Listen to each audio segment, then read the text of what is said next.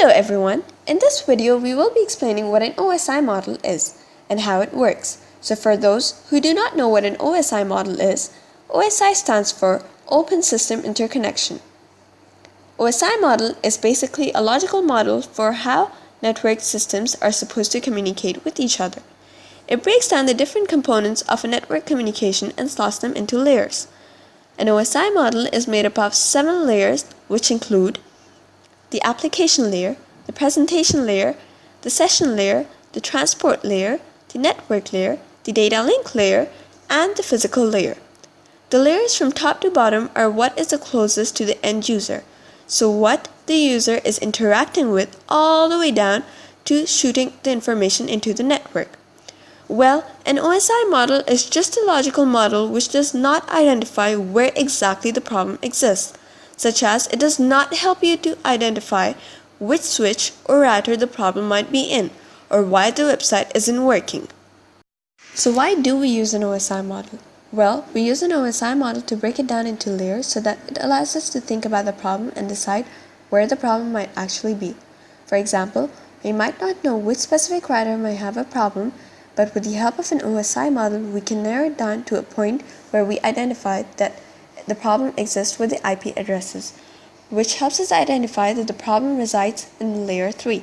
Again, as with layer 1, if you do not have a connector light at the back of your computer, you might not know that which wiring got cut, but you will realize that the wiring got cut. So, an OSI model gives you an idea of where to start. You don't know the specific problem, but it gives you a better idea of where the problem resides.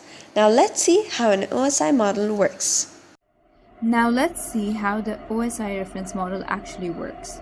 The OSI model works with the top, that is the application layer, to bottom, that is the physical layer approach, and vice versa, in order to transmit data to different computers on a network. As the data transmission process happens, the defined protocol for each transmission is done by using encapsulation. Encapsulation is a process where data gets transmitted in layers as it does in the OSI model. Let's take a situation where I need to send an email to Harsh.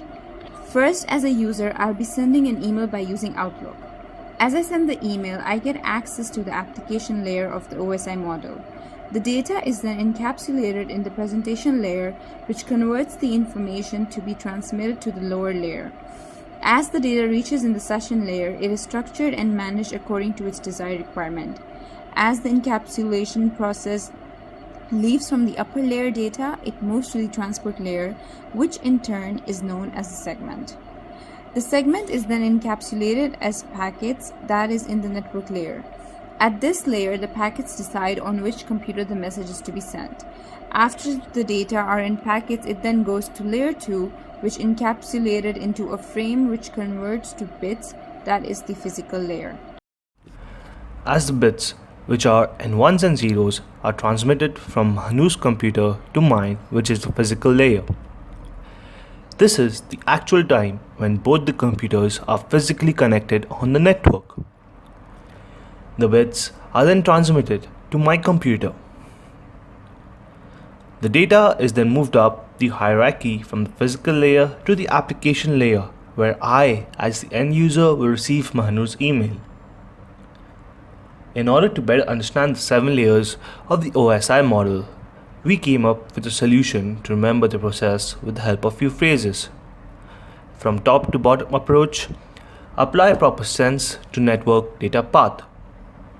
And from bottom to top approach, please do not tell secret password anytime. I hope you enjoyed the video. Thank you. Created using Powtoon.